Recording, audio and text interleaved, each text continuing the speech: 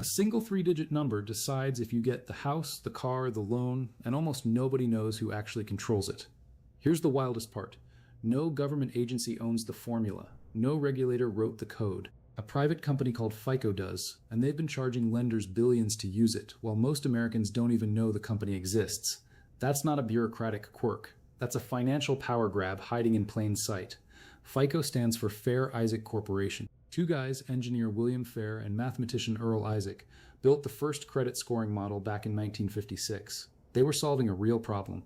Lenders had no consistent way to judge risk. Every banker used gut instinct, personal bias, and frankly, a lot of discrimination. Fair and Isaac said, we can turn this into math, and they did, but math in private hands is still private math.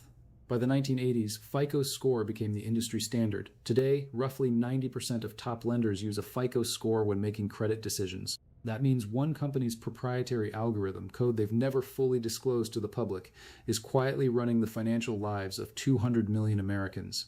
Think about what that means. You apply for a mortgage. The bank pulls your score. That score comes from a formula FICO owns, fed by data from three bureaus, Experian, Equifax, and TransUnion, that collected your information without asking permission. You didn't sign up for this system. You were born into it. Now here's where it starts to get infuriating. Each of those three bureaus operates independently. They collect different data. They use different timelines. So your Experian score might be 720. Your TransUnion score might be 670. Same person, same financial history, 50-point difference. A 2022 Credit Karma study found that nearly 30% of consumers had scores that varied by more than 100 points across bureaus. 100 points. That's the difference between a 4% mortgage rate and a 6.5% mortgage rate. On a $300,000 home, that gap cost you over $150,000 in extra interest across 30 years. Not because you did anything wrong, because the data doesn't match. And here's the kicker. The Consumer Financial Protection Bureau found that 1 in 5 Americans has a material error on at least one of their credit reports. Errors from accounts that aren't theirs, debts already paid, bankruptcies that should have fallen off, and the burden of proving the mistake is on you, not them. You have to fight a billion-dollar corporation to correct their own error.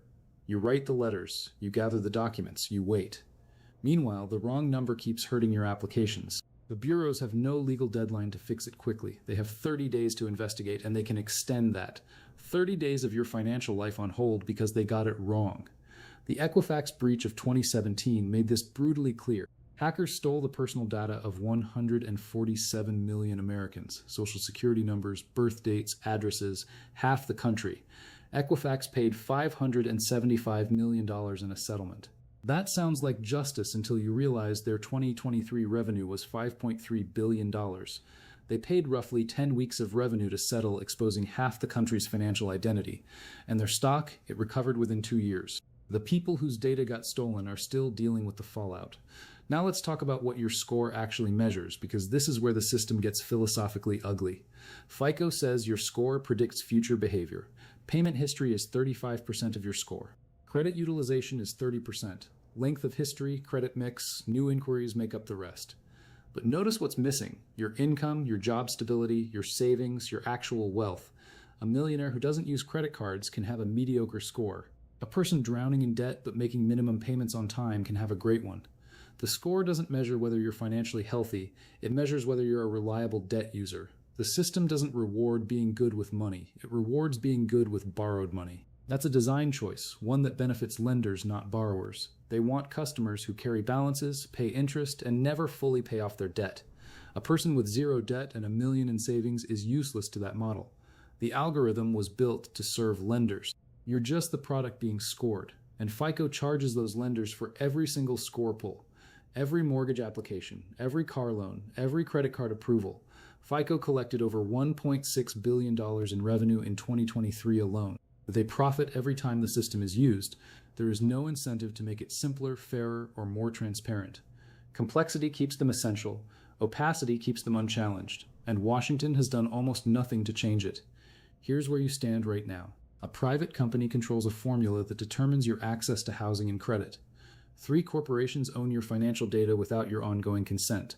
1 in 5 reports has errors that could be costing you real money today. And almost none of this was voted on, regulated, or publicly debated. Go check your credit reports right now. All three of them.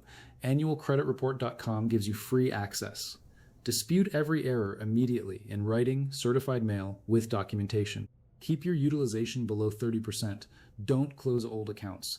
The system is rigged in several ways, but knowing the rules is how you stop getting crushed by them. A 3-digit number shouldn't have this much power. But until the law changes, understanding it is the only weapon you've got.